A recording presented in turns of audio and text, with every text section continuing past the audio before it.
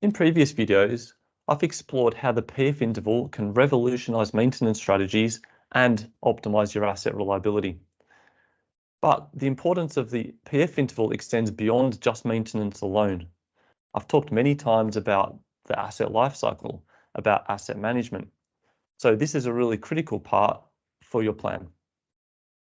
Every asset goes through distinct phases in that life cycle, from installation to commissioning to operations and maintenance, hopefully together at the same time, and eventually to decommissioning or replacement. The PF interval is a really critical part throughout this journey. So during the operational phase, understanding this PF interval allows organizations to implement proactive maintenance strategies to give higher availability and production output. It maximizes your return on your investment.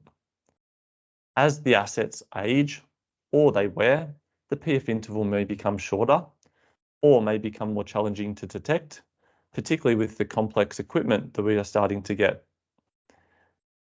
So to fully leverage this PF interval in the asset life cycle, my tips for organizations are: establish a comprehensive asset management framework.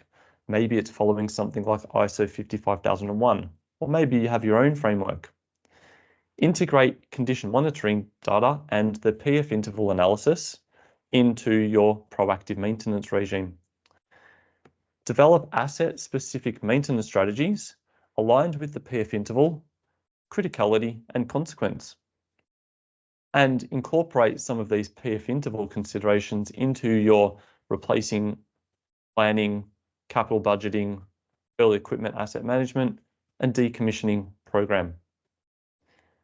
So by incorporating this PF interval data and analysis into your decision-making process, you can optimize your performance, minimize the life cycle costs, and make really informed decisions about when you should do overhauls, upgrades, or replacements.